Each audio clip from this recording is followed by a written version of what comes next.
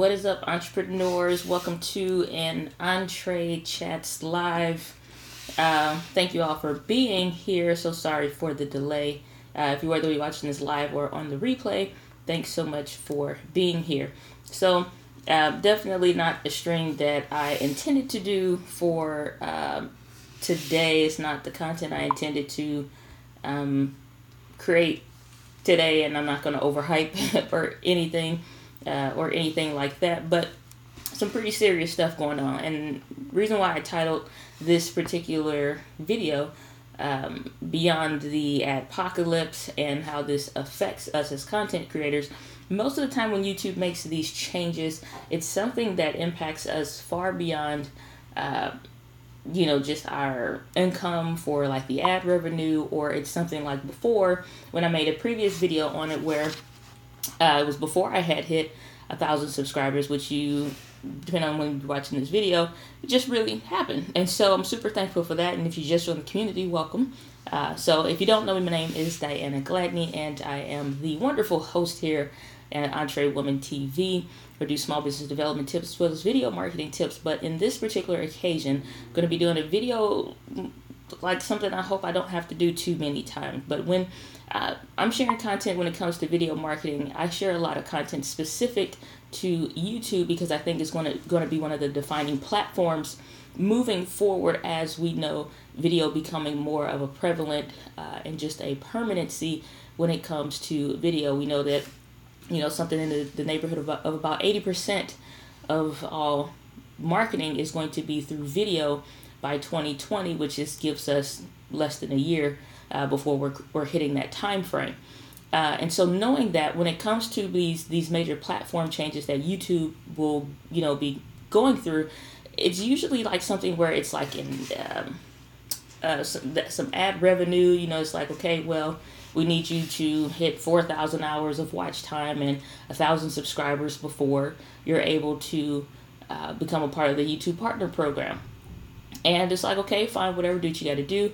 And then it's like the adpocalypse hits again, and it's just like, well, we've changed the algorithms, and it's going to impact how your videos are pushed out and all this and that and whatever.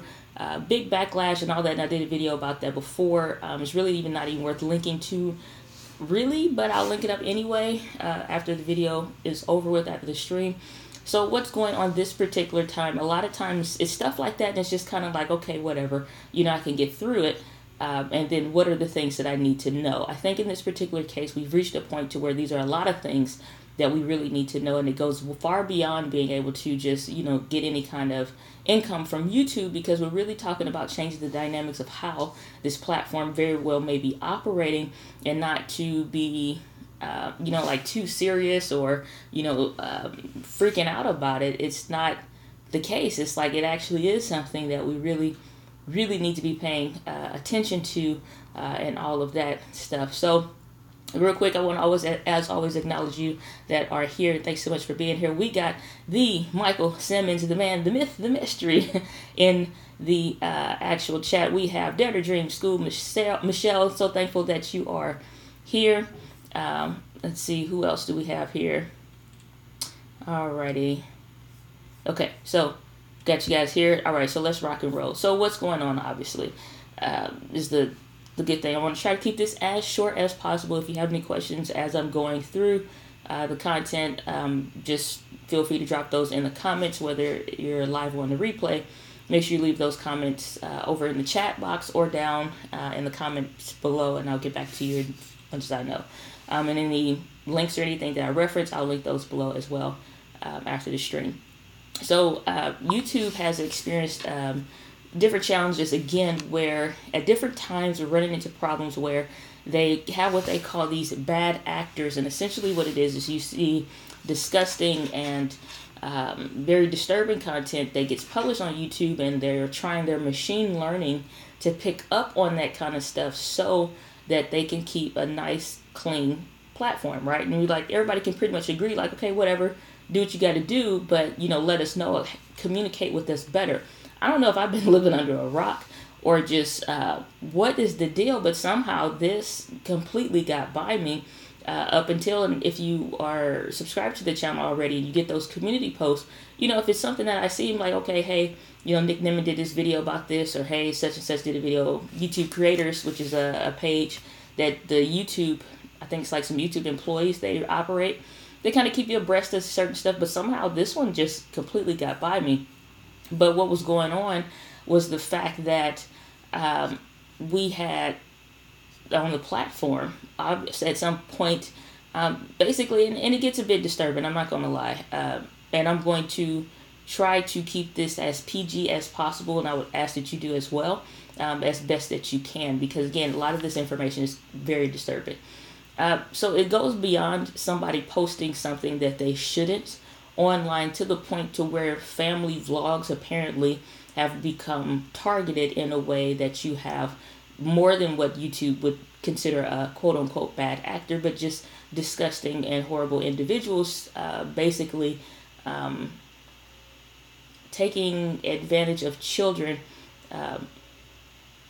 just on certain videos, pointing out certain things that could be maybe seen or something like that in a essentially what otherwise would be a harmless like family vlog or video or something like that, because you can't be on the platform like and have an account or internet anywhere just about if you're 18 or under. So it's just like these freaking weirdos doing stuff, and it has gotten to the point apparently where it has literally exploded, and it's blown up in YouTube's lap. And that's not something where usually it's like, okay, well, they'll handle it, they'll take it off. Well, apparently this impacts us because, one, there's something going on with the comments, where YouTube has decided that if you see that somebody is posting, pointing out like timestamp coding certain things, which has been a problem, they're leaving very disgusting comments. You as a creator now are responsible for that stuff. And it has gotten to the point now that where YouTube has removed hundreds of thousands of comments, the ability to comment on the video, period. So a video where let's say you taking your family out to the pool or whatever, your kids don't have on anything showing or whatever, but anybody that is a disgusting individual will try to point out any little thing or whatever. So if you see timestamps on certain things that maybe even just a flash of something or just any little thing, these people that leave comments, like now it's your responsibility to monitor that and to get rid of that. And it used to be where YouTube was very knee-jerky, and so as soon as something would happen, they punished the creator, just like you guys saw a couple months ago. My channel got a strike for one of the videos in like the M50 series, and they were saying like this is unwanted content or whatever. I couldn't live stream, I couldn't do anything. All I could do was upload a video. And now they've adjusted that strike system, and YouTube has a blog. So let's hop over to that real quick. So this is their YouTube creator blog. They have a change in their strike system. So, and this is one of the things that I shared out in the posts, is that they have decided that now the strikes are going to change, and you don't have to worry about just automatically kind of getting your stuff deleted or getting blocked or whatever. You said, what's that popping noise? That's you guys on the chat, so let me mute that real quick. Sorry about that. So hopefully my mic's still coming through. Okay. Alrighty, so I changed it. Sorry about that.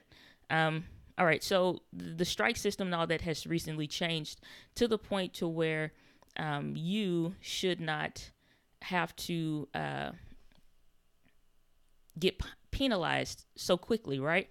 So thankfully, like I said, they're making changes. They're doing what they can to try to, mitigate that and all of that. So, kudos to them. So they changed it. So now you get a warning and all of that. So again, I'll link all this stuff up as soon as I'm done, but I'm still discovering certain important stuff when it comes to that. So now now that they have made those changes, it makes it a little bit better. So the first time you get a warning and they're like, okay, so we'll freeze your account from being able to upload videos so that you can become aware of what happened, what you shouldn't do, and what actions you need to change to, further improve what was going on. So now that that's been changed, it's like, okay, that's a good thing. Like I said, share that on community posts, no big deal. But when it comes to these individuals that are exploiting children and all of this guy apparently posts this video pointing out this dark web circle stuff. And I'll link down to a guy that goes into a whole like 30-minute spiel in really great detail about it, more than I really want to and really comfortable doing here. So I'll link that down below as well if it's something worth listening to. For sure. So he goes through, and this guy, apparently it's got millions of views on it. It's been shared out. He sent it to a bunch of social media news outlets and just regular actual news outlets. And if the news doesn't try to share anything positive or go about things the right way, they're just trying to get a hot story, and they always try to make YouTube look like the enemy. And so then you come up this issue here where they're talking about this whole issue when it comes to now, this was 4 days ago that they uploaded this. So they update their actions in regards to safety of minors on YouTube. It says, as you may have heard, we've reviewed and removed thousands of inappropriate comments that appeared against videos from creators with minors in them. We've also terminated hundreds of viewer accounts for the comments that they left on videos and reported illegal behavior to the, I think it's National Child Missing organization or what have you, so that they can actually prosecute and go after those that are trying to, just they're, what I mean? Like, y'all know what I'm saying. This is against the kids, essentially. They're this bothers me on a personal level. So, but yeah, so that organization, so that they can work with the proper authorities, while the creators of these videos may not have done anything wrong, because essentially the videos are harmless. In essence, they're not, the parents didn't, it's like a typical family vlog or whatever. We're going above and beyond our existing protections in the near term of the content that may include or endanger minors, and our goal is to protect creators and the broader ecosystem, and while we improve our systems, and it goes into a little bit more detail or whatever. So that being said, what they have decided to do, again, is remove all of those comments if it was a video that like these people were going through and just leaving all kinds of stuff. So, that creator's account may be disabled from videos. Now, you can do that yourself, but if YouTube is having to go in and disable it, then you can't like re-enable it. And now it's made it the creator's responsibility.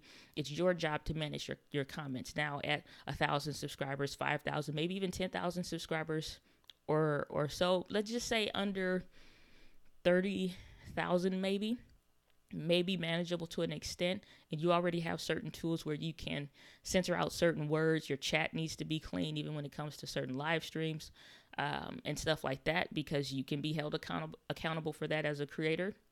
And so, with the links or whatever.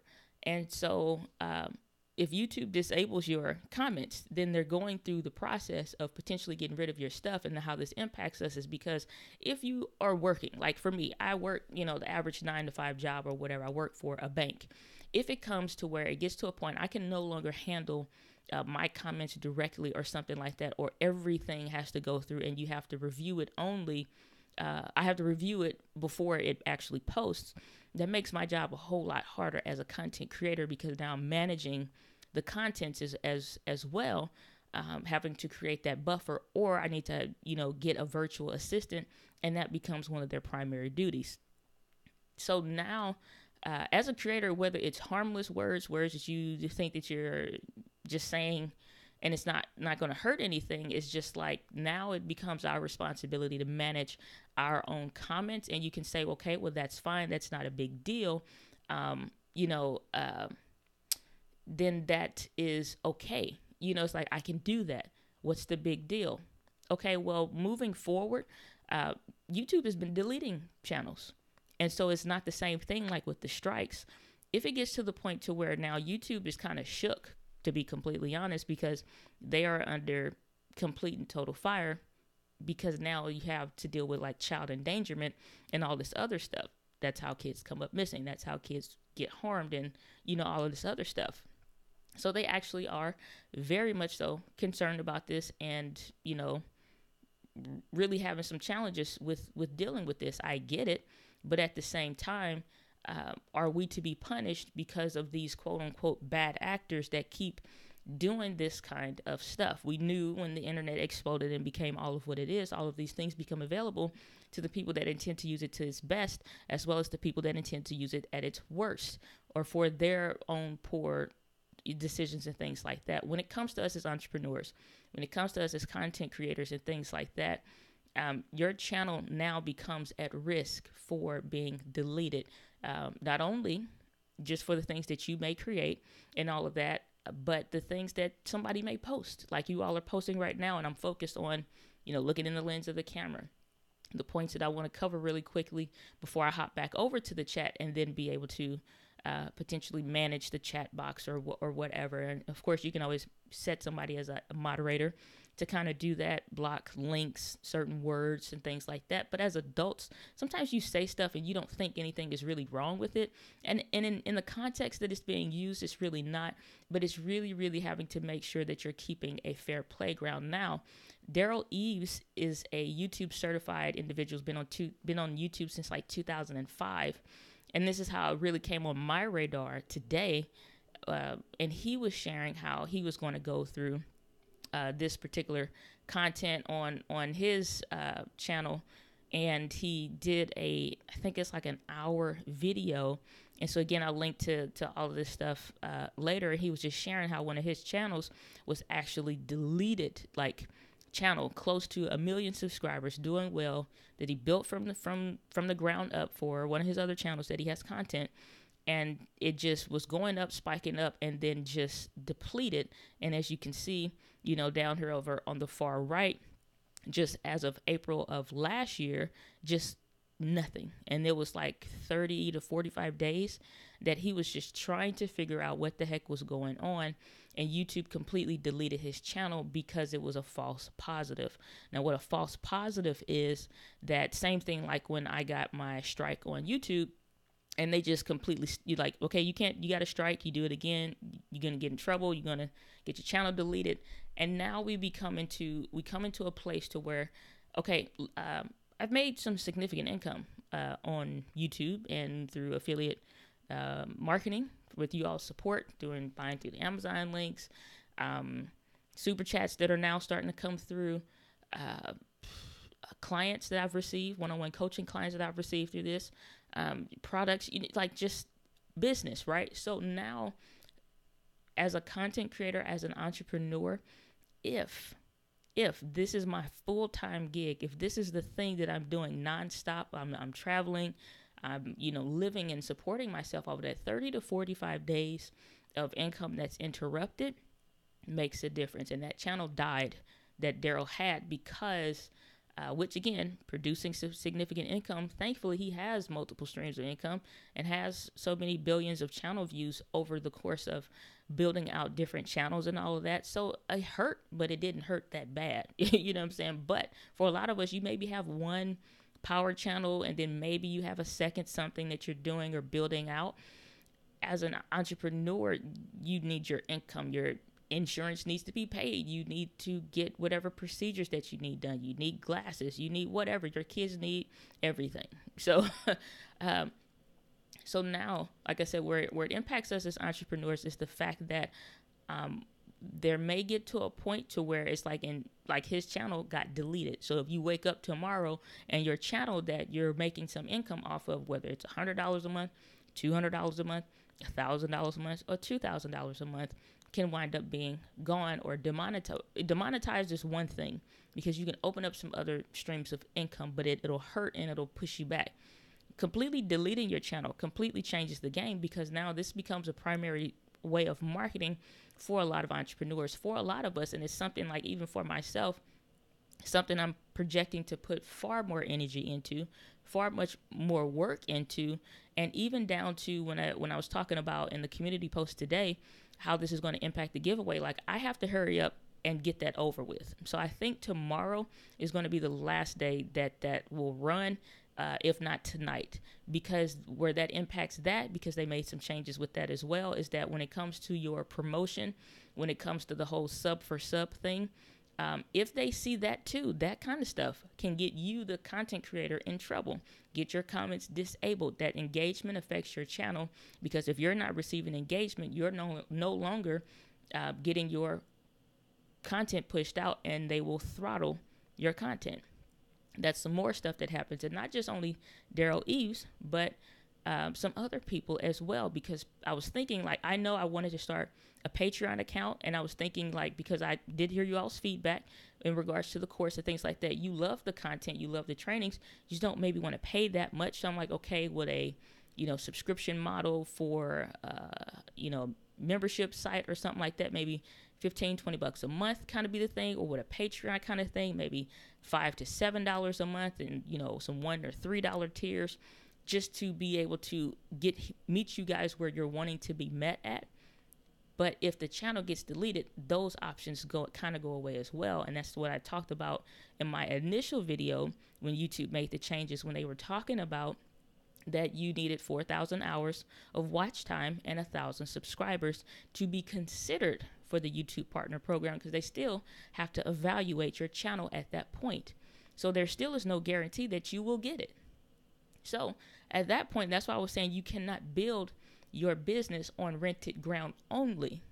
And where it's like, so what am I supposed to do, Diana, that, this is the platform I want to be on, and maybe this is where your people are, or whatever. You've built a significant presence here. This is where having your own website and your own email list comes into play, because it makes it that much more important and that much more easier. If the channel gets deleted tomorrow, obviously, heaven forbid, before the amount of work that I've put into it, it's just like, if the channel gets deleted tomorrow, how am I going to communicate with you? How am I going to reach out to you? There's no other way other than to have my own other ways, and the people that have taken the next step to be a part of, the Entree Insiders email community, that's the way that, I'm able to communicate with those moving forward. Some people just like, well, whatever, it's not that big of a deal. And that accounts with attrition, just for the sake of running business. You have different people at different tiers of where, like, you're important to them, like we all do. It's just like if I'm subscribed or unsubscribed. Some channels you may have been unsubscribed from, or you will, and it's just like, they upload something, you're like, I don't even know why I follow this person, let me unsubscribe. So you have to account for attrition as well in those different stages. So that's what I was saying, like, constantly you have to think about your channel more than just the next subscriber, more than just the next person that signs up to the email list, but really having a solid business model that you're looking forward, and that you're using the channel with the intent, especially if you have a business, because there's been some IRS tax changes as well, and something happened with my tax book in the mail, so that's been delayed. Hope nobody stole my tax book. Who steals a book on taxes? But anyway, it's like, so there was some changes with that. So, it's just like, but you have to be running your business with the intent to make a profit, because if you ever get audited and there's no point where you're having some kind of model or something set in place, or you're paying for education, you're doing something with the intent to make a profit and not just to write off stuff at the end of the year.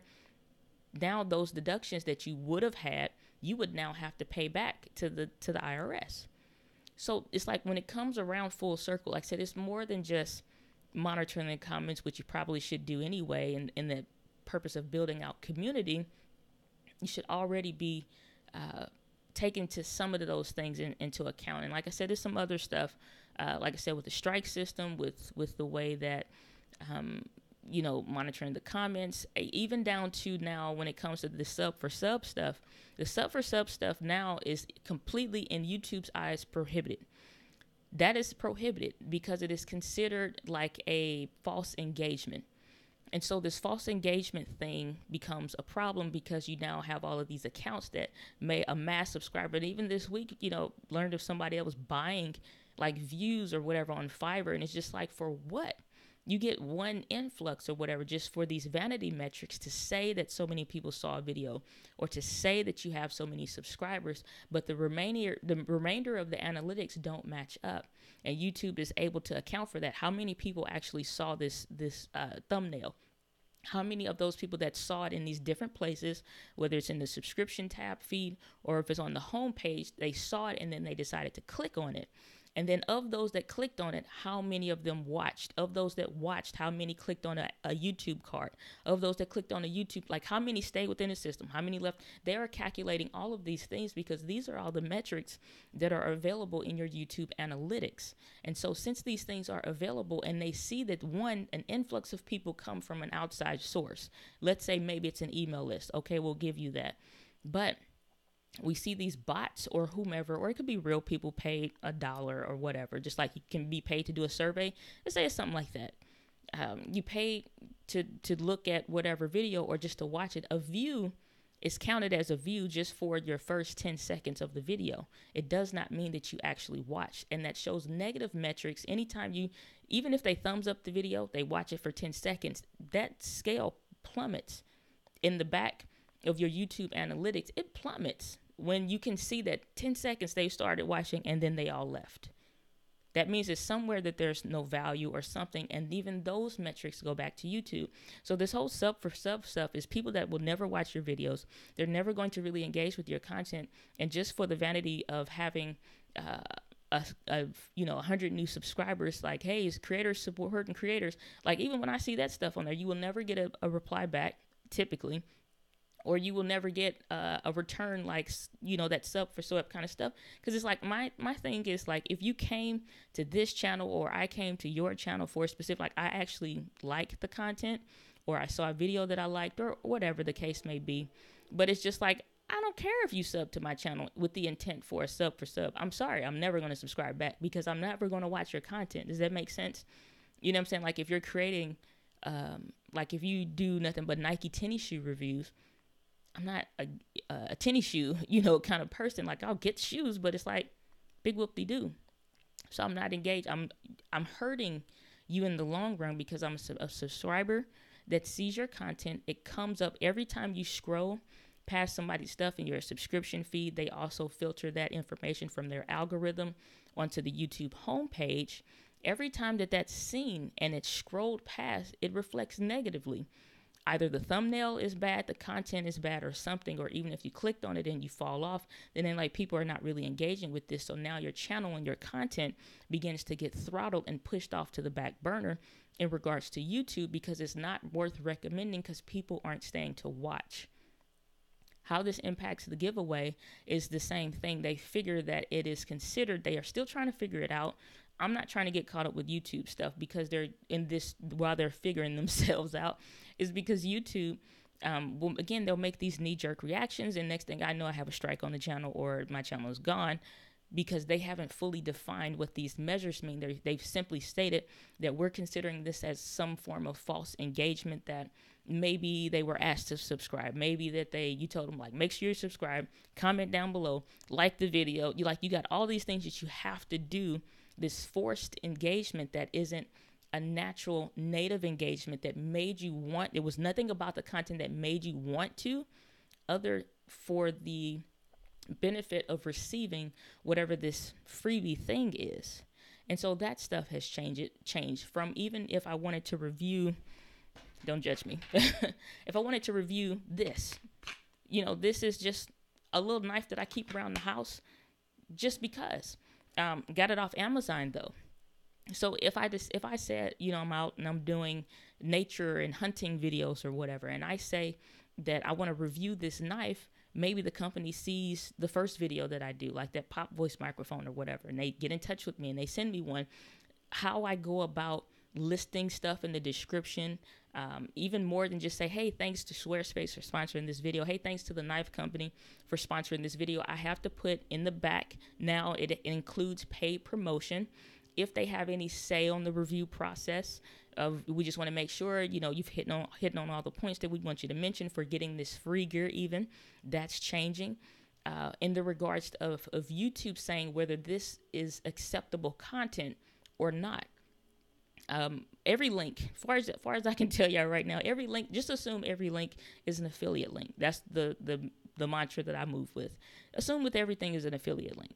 If you want to support the channel, click on any link anywhere. You know what I'm saying? Otherwise, you don't have to. I'll say like the Pop Voice microphone, so you can go into Amazon and just type it in. You don't have to click the link, but since it's easiest for people just watching stuff or whatever, then they may not know outright or whatever. So that stuff has to change. How the description is, like they're still defining some of these things, but YouTube's typical knee-jerk reaction is to react first, get rid of as much crap as possible that's even in a gray area, and then they'll go back through and clean it up.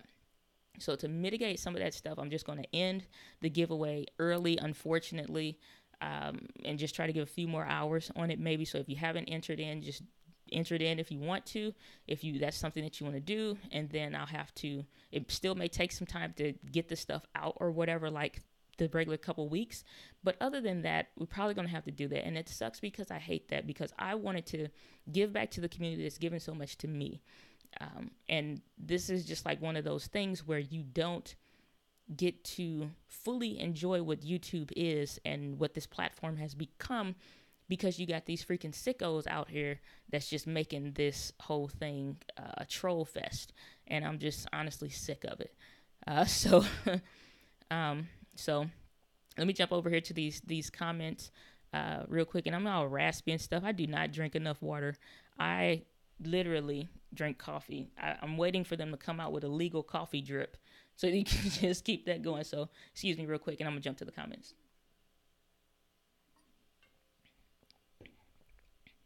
So we got Greg over in the chat. Thanks so much for being here, Greg. So glad to see you. So you have to screen every comment for the purpose. Essentially, yeah. Essentially, yes. And like I said, that video that I'll link down below later after this is over is essentially going through and being able to say all of this stuff, because this guy was able to figure out that if you watch certain suggestive videos or whatever, or it was like he was watching girls who bought bikinis do these hauls where they're just like, hey, I got this bikini and this bikini or whatever. You know what you're watching it for. So he's watching it for that reason. And he comes to find this, how he came up on it, find all these different individuals that are commenting and all that. And it's just like, it's already to be hard to be a woman, a young lady, a young kid or whatever, you know what I'm saying? Because you got people that's always looking to take advantage of what your content is not supposed to be about. So Michele, you're saying, yeah, some really bad stuff I just read a few hours ago. It is getting crazy. It really, really is. So we got the green scene. Hey there, thank you. Welcome to the channel. So glad to see you. Michele is saying that the YouTube Kids is splicing in self-harmed instructions. Yeah, and that was another thing with the what do you call it, the challenge or whatever. Like, look, it's like saying kick a brick wall with your shoe off, and that becomes, you throw challenge on the end of it, and somehow it becomes okay. And so it's like stuff like that even that is just like it's. Good Lord, it's getting crazy. Greg, you saying YouTube has been holding Creative Commons responsible for a while. Well, apparently now they're taking a more direct action towards these different concerns and these issues that is just, I don't know. It's crazy. But they're taking a more direct action to it, actually reporting the accounts. So I'm guessing like the IP addresses of these different people, and just trying to take more, like I said, of a direct action themselves so that they can't be held accountable. You said only 50,000 views on some of these YouTube videos. Yeah, some of them. You sound like, oh, you said that sounds so much better. Yeah, for whatever reason, my mic, I guess it was on the microphone for the thing. But yeah, when you guys are going in the chat, it just pops. So I apologize about that. It said, should have told you that the webcam mic was being used. That's no worries. It's my thing to check before I get on here. And Greg, you're saying I have had 2 channels attacked and terminated. I keep coming back. No such thing as banned for life. You got that right. But it's just like, yeah, it's like, I don't know if they're trying to attack. Because that was the thing. It's like, if your channel gets deleted or something happens like that, you really expect me just to sit still and wait for y'all to figure it out? Especially if, like, you know, you have one of your YouTube certified people that has been on the platform since back when it was a dating site. You know, it's just like, you have him that you know for a fact is not doing anything wrong. No, it's not even a kid channel, essentially, gets his stuff deleted for 30 to 45 days while y'all figure it out. Pretty sure you aren't worried about Greg or Diane. Pretty sure. Random Life Productions, welcome to the stream. Thanks for being here. Saying, I think YouTube, they're scared of being sued. Oh yeah, they're, because like I said, then especially with, you got these freaking idiots like the brothers or whatever the hell their names are. You got those guys, and they're cutting up, acting a fool. And so, like, that's the whole thing. Like, I was thinking about it earlier with vlogging in public, or just having a camera in public is becoming illegal in a lot of different locations, from restaurants to stores. They don't want you, they're banning filming in essence. So vlogging will become something that you seen as, I'm stuttering a lot. Vlogging will become something that we see become more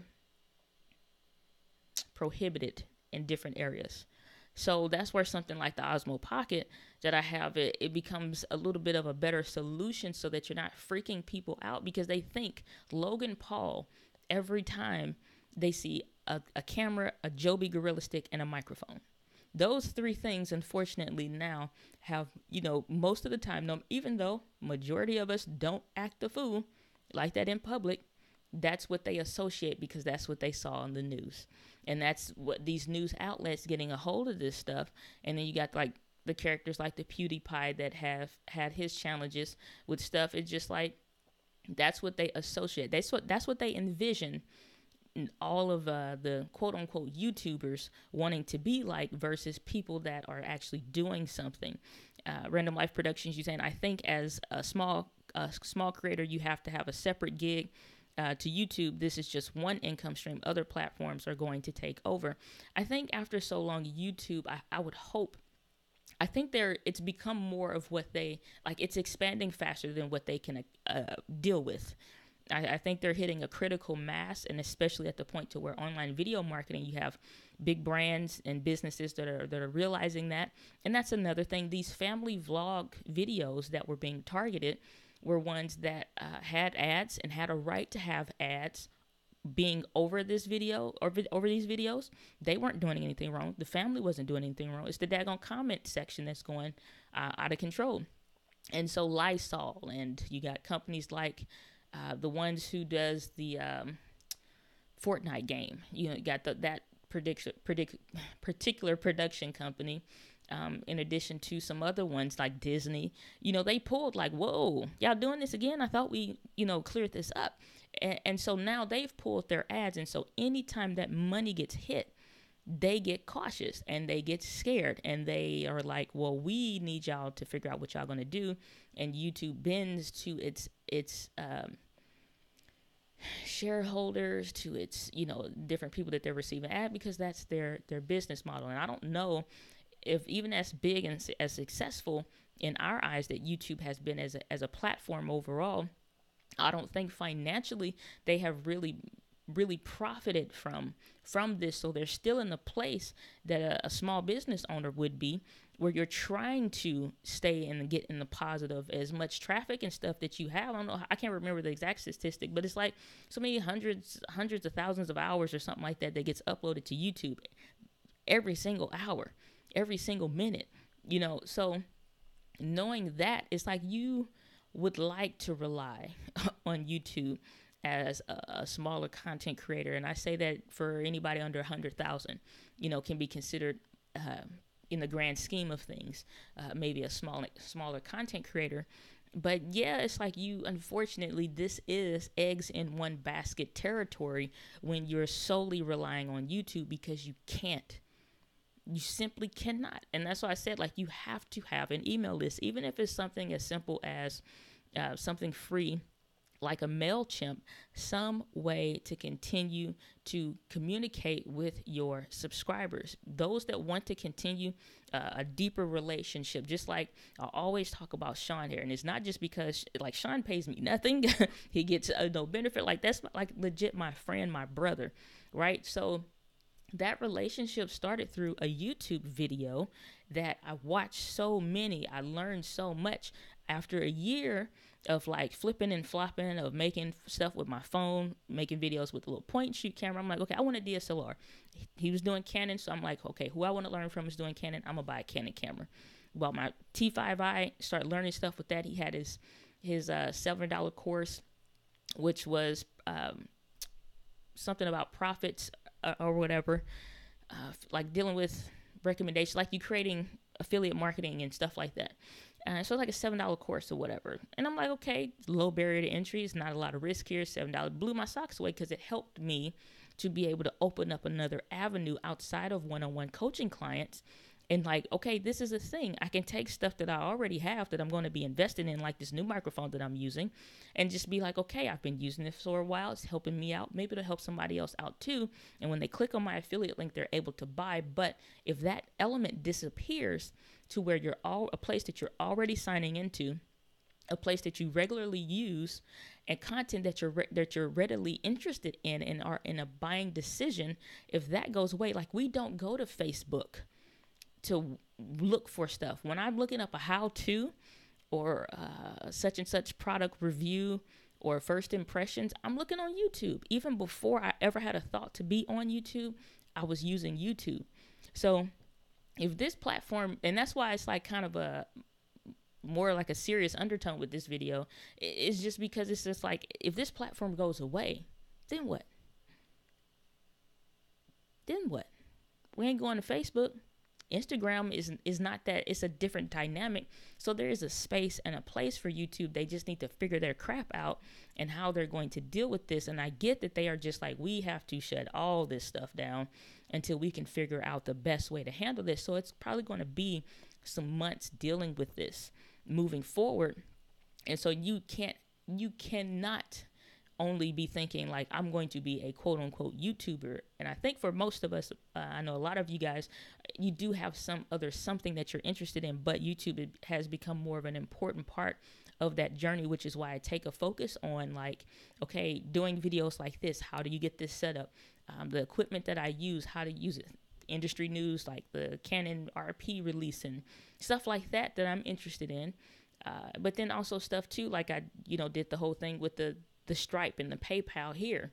It's like, okay, now let's talk about if you're doing in-person sales. Maybe you're a photographer and maybe you go set up a booth somewhere at the, downtown, whatever event got going on, and you set up a little table and you want to sell some prints or sell something that you make if you're into crafts, sell some food if you're into growing your own vegetables at the farmer's market. How are you going to receive that income? Setting up those secondary income streams and things like that, being able to take somebody that you meet in person, finding some kind of viable way that you can continue to provide value to them through email. Hey, if you would like a free cookbook for, raw fruits and vegetables, recipe book, then subscribe to the email list or whatever. So you turn in this real person now into somebody that you're able to get into your email list, provide value for, continue a much longer system. So you really can't be in a position where you only are just only doing YouTube and, that be the only thing. So Mike, you're saying, wow, now you can't quote unquote give stuff away. It's like they are saying that it's an incentivized action to encourage, otherwise you wouldn't comment. You know what I'm saying? Like if I wasn't giving the thing away, if I wasn't,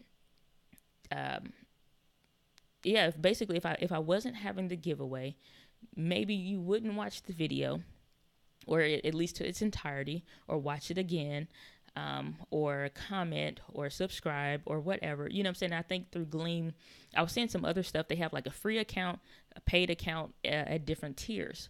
And so at different levels, you can have people do other stuff. So you can have them do like click on my LinkedIn profile and leave a comment, go to this particular video and leave a comment. I just try to make it easy. Like, you need some kind of engagement or something. So I'm like, if you subscribe, click the button anyway, you'll get some more points.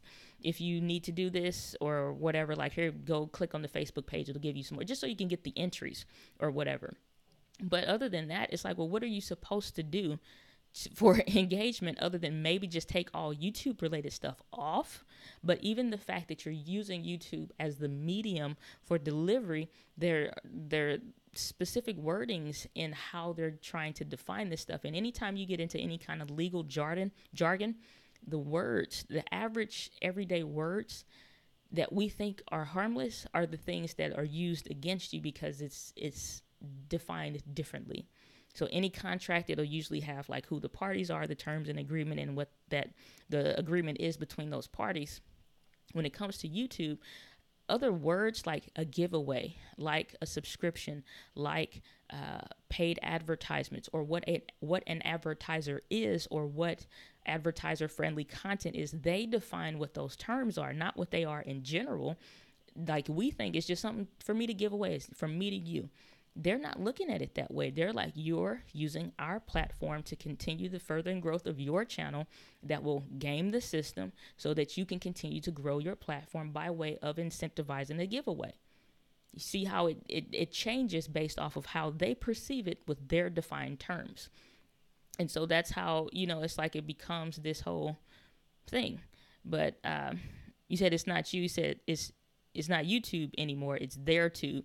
It always was. It always was. And that's the thing about building your channel and building a community on rented ground. You have to play by their rules. And so it becomes important that we learn what their rules are. And as those rules changes, you conform or you leave, like Dr. Taryn Lupo, who I've been on his channel a lot, and we'll talk through an email or whatever. And so I've talked to him, and it's just like, friends, we talk back and forth. And he's like, it's other platforms, because he had his channel like demonetized, even to like certain conversations. Okay, in America, we'll say freedom of speech. I have a right to say what I want to say. Not on this platform. And that was another thing with Patreon. So I was looking into Patreon, saying, okay, what are the rules of this platform in addition to what the things that you're doing on YouTube? Patreon was deleting accounts.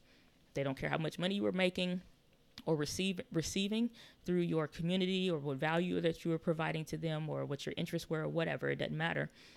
If you did, let's say I did an interview with Dr. T, and it was on some topic that maybe they didn't like, or was against Patreon's terms of service, even though it didn't occur on their platform, they could say your overall brand is not representative of what we want on this platform.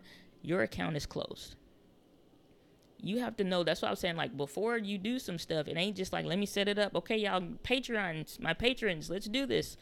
It don't work like that.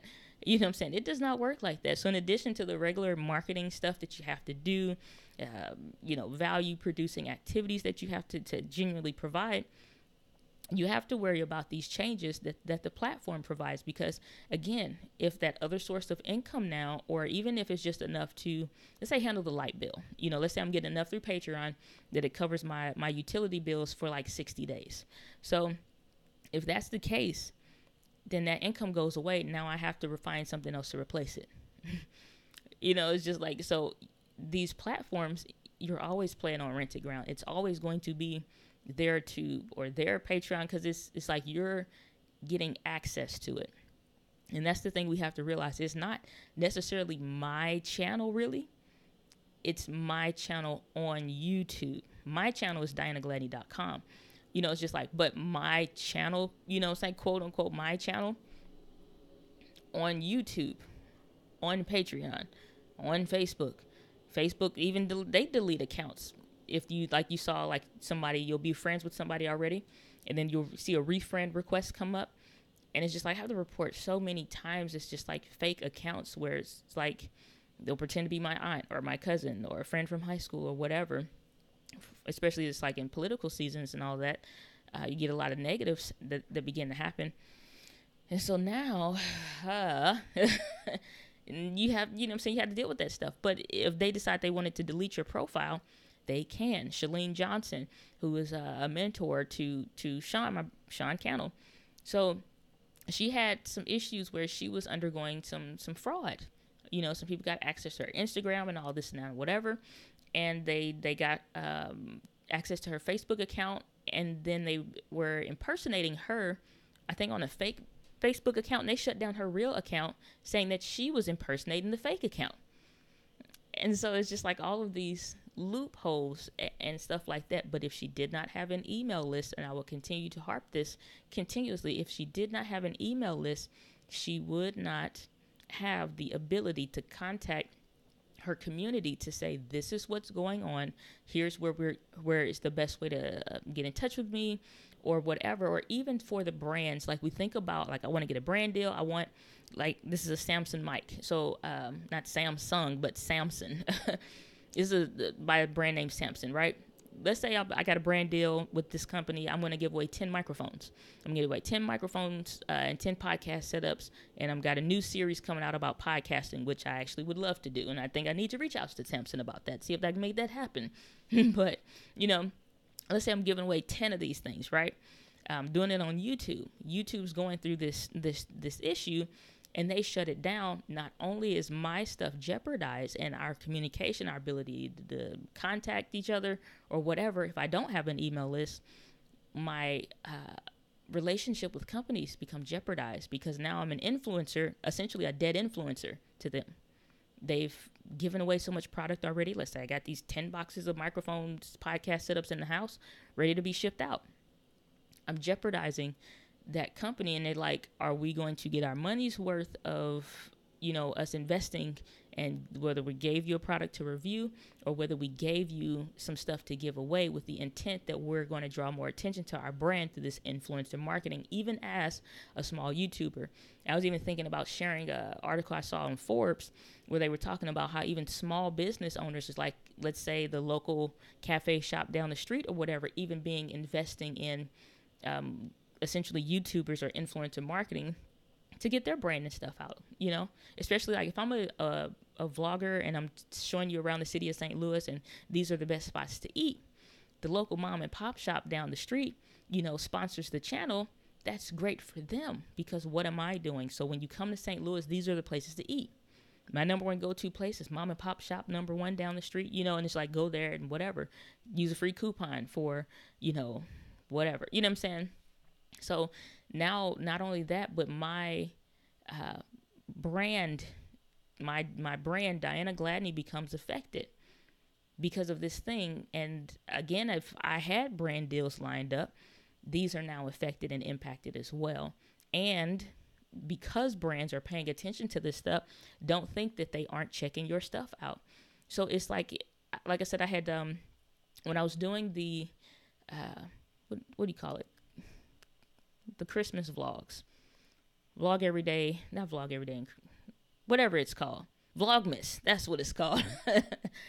When I was doing the Vlogmas videos, one of the videos I did was about Gary Vee, and it was a video I had been wanting to kind of touch on, like, at what point do we get to be ourselves and say what we really want to say? And if you curse, to curse, and if you don't curse, then don't curse. And if you want to talk about different things, like I'm getting ready to start this podcast with some friends of mine, and we're going to be talking about different stuff, and it's going to be a Christian-based podcast, so we'll cover difficult topics that are happening in culture that are just not being discussed. It's just like people just kind of shy away from it, and we want to talk about it.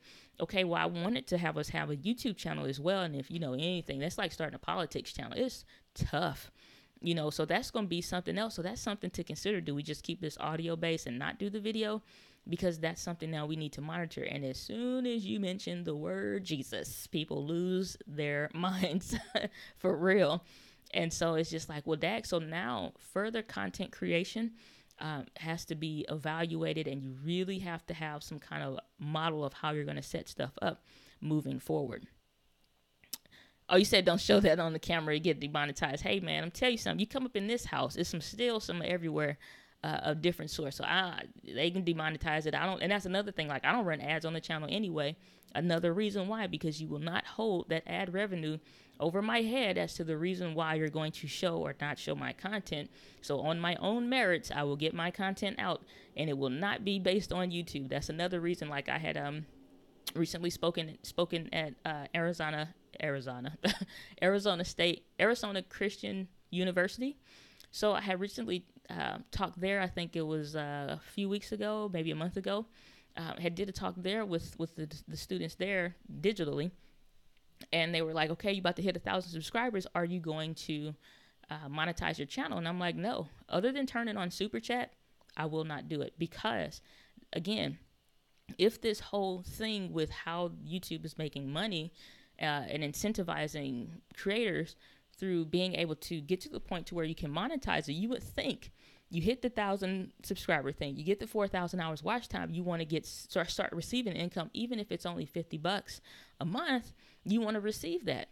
Okay, well, even though it would be a nice chunk of money that I could receive, it's off, because I would rather get that through Super Chats, through Patreon, through affiliate marketing, through other sources of income that's not reliant on YouTube, because I refuse to have YouTube hold that over my head. And two, with all of this weird ad stuff going on, the last thing that I want is to show you some stupid political ad before you come to learn about something positive on the channel. You know, it's just like, I hate those.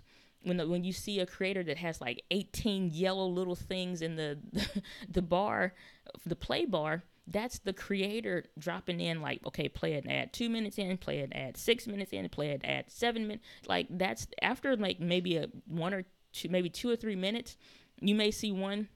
Anything other than that, that's the creator added in those ads to beef up their ad revenue per video. It'd be sometimes I see a video, like, I love the guy Camera Conspiracies, but my gosh, does he bake those videos with ads? And it's like, I get it, that's his only source of income for like his YouTube channels and stuff like that, but it's just like, brother, you're doing too much. You know, it's just like, but again, I'm not going to let myself build my channel off of that. Maybe when it gets to a significant point, I'll cut ads on, but it's not significant enough to where it's something that I want to interrupt me meeting somebody that's, you go through all the issue and the hassle of creating a thumbnail that they want to click on, that they would watch the video all the way through, but you're constantly breaking the connection by an ad before they click on the video, ad before they watch the video. They clicked on it, they want to watch it, now they gotta wait. Okay, they started watching 2 minutes in, now they gotta wait. They go another 2 or 3 minutes, now they gotta wait. Now they're just like, screw you, Diane, I'm done with this. Because that's the same stuff that I know that I feel. And if I feel that way, certainly somebody else feels that way. So y'all can let me know if that be the case or whatever. So you said, Dare to Dream School. You said, how do I enter? Well, I still have the link from a couple days ago. So you go to diana.link/sub giveaway if you want to enter. But it is US based only. So you do have to be in the United States. United States resident is for everybody, so that you guys know. Because we ain't at the point I'm doing no overseas shipping around here, and we ain't giving away no cameras neither. So, you know, you can get it that way. Go to diana.link/sub giveaway, and that's how you get it. So we have the official real fanboy in the house. What's up? Good to see you. So you said hopefully it doesn't affect us as much. It kind of does. It kind of does. a lot. So what is the world coming to? Is the world is not coming to anything. It's just it is the way it's always been. It's just now that we're seeing it on a more global scale. Before, and I said this on a friend's post before, and we're hitting that 1 hour mark, so I'll wrap it up. But you know, I said this on a friend's post before, and he was saying, like, what is social media? What is social media making us become? And my reply was that social media isn't making us worse. It's just exposing you to the negatives that were already out there to begin with. People were already nasty, disgusting, and would show themselves. Now you're just seeing it more readily. There were always starving children someplace in some country, someplace other than where you live, even though you may have some people that are hungry in your city or your town. You're now having to see it and actively ignore it. That's the difference. It's not becoming any worse. It's just becoming more visible. And so now we have to actively ignore those ads. We're actively ignoring that somebody has whatever issue or a GoFundMe for whatever. You know, these issues were always issues. These weirdos were always weirdos. And those people have always existed for every age group and demographic and everything else. But it's just now we're more readily having to deal with it. And as we get more access to stuff, they get more access to stuff. And as we get more platforms that we want to build out, they get more platforms that they want to build out. So now it's not really becoming anything more than what it's always been. It's just that we're now having to actively deal with this. Whereas before, you know, you get the little report in the mail to let you know who's who in your neighborhood that has some issues. And that's it. You know what I'm saying? Like, that's it. You don't know if you're standing next to them in the grocery store. But now you do know if that channel was existing or if that person was commenting. And no, we're actively having to be more progressive and proactive with this kind of stuff. So we got the review suite. Hey, good to see you. Glad that you are here. So Mike, you're saying, I do understand YouTube's position, though it's difficult to monitor the world, which is why they have cracked down so much on the content for whatever reason. It's just like they have to mute everything and then figure out a way to refilter it back through in a positive way, I guess. So Bobby World, you're saying, I saw some people doing a live stream at a hotel that got hassled. So I don't know. Who knows? So Michele, you're saying, okay, headed to Judy Fox LinkedIn event. It'll be streamed on YouTube. Talk to you later, my friend. All right. Thanks for being here, Michele. I appreciate you being here. Oh, camera, you pay attention to me. Don't you lose focus. Camera. We're almost done. All right, Michele, take care. We have Cut a Card saying, hey, Donna, thanks for all your camera help. I'm trying out the M50 and the GX85 now. Hey, the GX85 is the bee's knees. Just doesn't have that flip out screen, but it does have that good in-body image stabilization. So it's pretty gosh darn good. So you're saying it's epic. So gotcha. So you said, now I'm back. They're starting late today. So, oh, well, thanks. We're glad we're the second child. Okay, we're glad you just don't care about us over. And I'm just kidding. Michele, you're saying it's so hard building a loss for an entertainment channel, though. Even offering a free song, my main channel has 46,000 subs and 11 email subscribers and the boo-hoo face. The thing is, like, so the M50 series is not my first offering of a something like the PDF guide. It's not the first something that I've ever created that did well, because it's like in between that one and my very first one ever back in 2016, I think, some have just sucked. So you constantly have to refine, not for the thing that we think is valuable, but for the thing that is super valuable for the other person, to where it's undeniable that they need this thing. And I have to have it not based on our needs, but their needs. Just like I created after the fact that lens focus guide or whatever, focal length guide or whatever it is, to accompany the M50 series, because it became something I saw in the comments that people are questioning. They're wondering. I'm even seeing, like, on other people's videos and stuff like that, that's something that they're curious about, and that's confusing, and that I know was even confusing for me. You know, first it's like, so this must be an issue, and then you tack that on, and then stuff goes up even more. So if one thing doesn't work, just change it. And so if it's an entertainment channel and it's something like that, the fact that they may get a free song of yours is fine, but what else am I getting? So with the M50 series too, you're in a learning state, or you're either in a learning state or you're in a buying state. And so it's a reason why you want to be a part of the email community if you want to know something further. Just like somebody left a comment. I'm trying to think of the young lady's name, but she left a comment and she was saying, like, hey, mine says 25 frames per second instead of 24, and I'm seeing 50 versus 60 frames per second. And I'm like, oh, I forgot about that, because I'm in the United States. We think everything revolves around us, but no, it's just like there's an NTSC versus a PAL thing.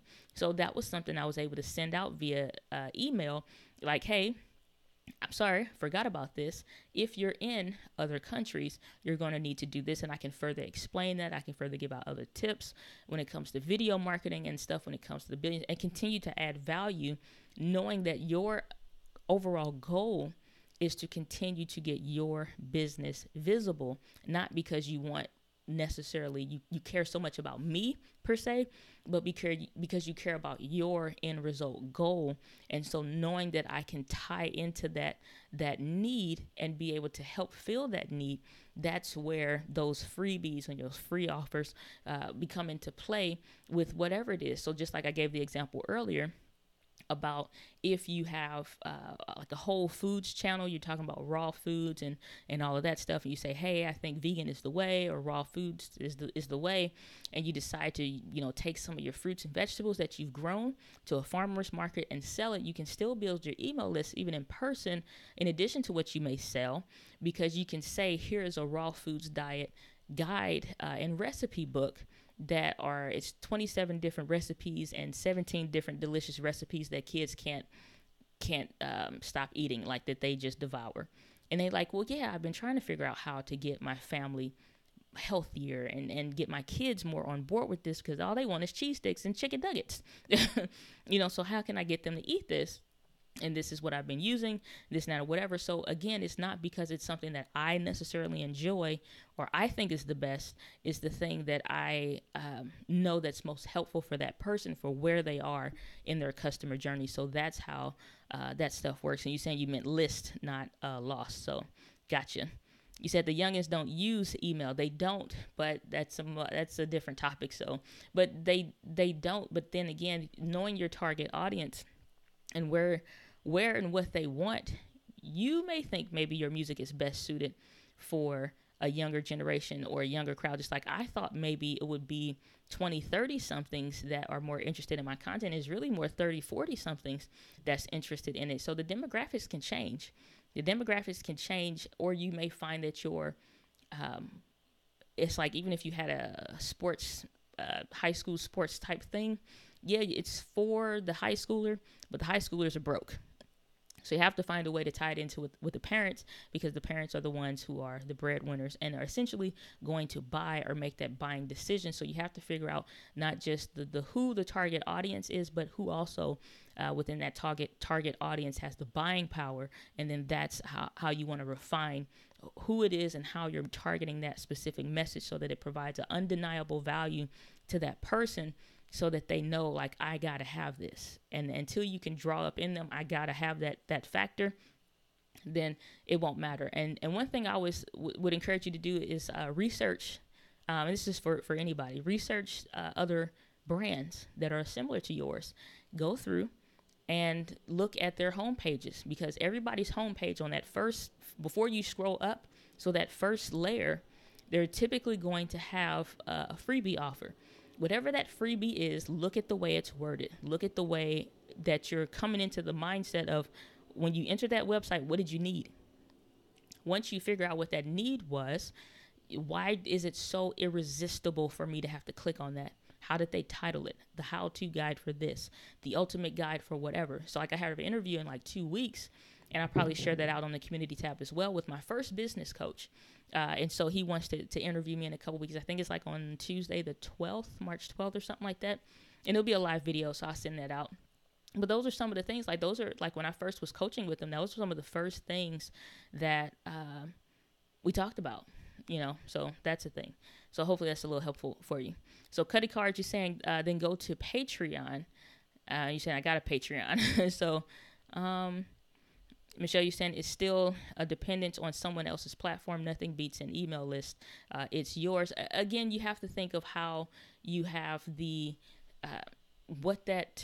and this is kind of getting off from where we were, but, and like I said, I'm going to wrap this up. I'm going to land the plane and take it home in a minute. So I'm going to try to run through these comments real quick. But the thing is that everything will always be somebody else's platform, from billboards to TV, news ads, podcast segments, where you are mentioning some kind of something. It will always be somebody else's thing, even on the other side of the spectrum. Let's say a company like a Lysol that was advertising on YouTube heavily, or Purple Mattress Company or whatever that company was, they were advertising heavily on the platform. And if they were making a significant amount of income because you saw the ad, you liked it, and you bought, that source goes away for them too. So it's a lose-lose for everybody. So they have to figure this out one way or the other.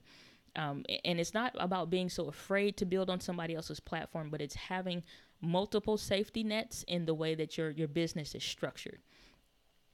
So Martin 45, you're saying, is the Canon M50 better than the T7i? So the T7i is a DSLR. It still has Wi-Fi, so you'll still be able to use the app. It is a bigger body than the M50, which I happen to have my second one right here. So it's not as small as this one right here. You're going to get a much bigger body, and then it's not mirrorless. So does that really matter? Because you can probably get those maybe cheaper or about the same price. I always say go mirrorless anytime that you have an opportunity to.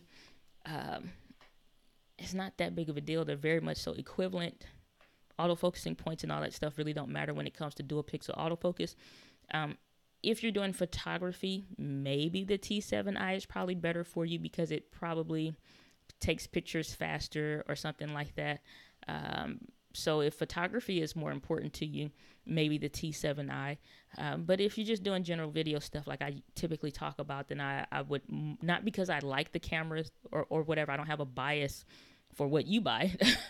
But if you're into more video, they still got the 30-minute limit. You're still going to get the dual pixel autofocus and all that stuff. T7i came out in 2017. M50 came out a few months ago. So you're going to get the better processor. Battery life should be equivalent or something like that. But I think you'll generally see similar to the same performance. So it's really just about maybe what you prefer. Video, M50, maybe photos if you're taking more rapid successions, potentially the T7i. So it's just video or photos. So basically, Cuddy Card is saying, so basically they want complete control now. No, I just think they just have to really snatch control to figure out how they need to distribute the access to the platform. And I think that's probably the best way to address that is they have had a wide open playground for a very long time. And now they're at the point that they've let stuff get completely out of hand. And now they have to figure out how do we give people access to the platform in a way that still builds community and the things that everybody loves about YouTube. And then how do we protect our brand and our business? Because at the end of the day, if YouTube is not successful, we can't be successful because we can't be here if the platform doesn't exist. So it's just hard times and some growing pains that I hope that they get rectified pretty quickly.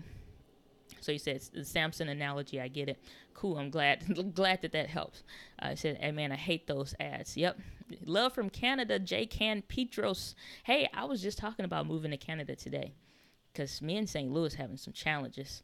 And I just wanted to see some other parts of the country. Not parts of the country, but some other parts of the world. And that's it. I was genuinely thinking about moving to Canada. So I just don't know. Y'all get real snow there. And I don't know if I was built for real snow. I went to Ohio, got my life changed when they had a few feet of snow. Because we get mild temperatures for the most part in St. Louis. And then just crazy stuff. So I've been thinking about Canada. So who knows? I think I'm going to make a trip there, though. So Michael saying it's more about visibility. Yep. You said, Drew saying, don't forget about us 50-somethings. Drew, I would never. And that's another thing. You know, like so my clients even, they're the 40, 50-somethings. So, you know, it's just like it will surprise you of who's in your audience and who needs your content or wants to be there. So much appreciated. Look, Drew, I appreciate you being here and thankful for you as always. But okay, I've gotten through the comments. We're going to land the plane there. So hopefully I answered all of the questions that you guys have, addressed all your concerns. If you have any last minute questions or anything like that, probably post those down in the comments down below. And if you've watched it on the replay or whether you're live here, I appreciate your being here. You're being here. I appreciate you being here. So Drew said it was negative 27 a couple weeks ago here in Toronto, and I officially will not be moving to Canada no more. That's the let me find a warm climate some places, you know. This global warming stuff is real. If you didn't believe it, and if you don't know now, you know, because this life changing weather happening around the country, man.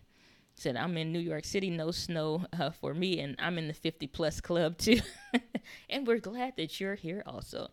But guys, I'm going to go ahead and wrap it up. Thanks so much for being here. Thanks so much for being a part of the Entree Woman TV community. If you haven't already done so, again, go to diana.link/sub giveaway to enter into the giveaway, because it's going to be ending more or less tonight or tomorrow morning for sure. I don't know what the end date is for the deadline. I'll probably change that, because more than likely I need to wrap that up, unfortunately.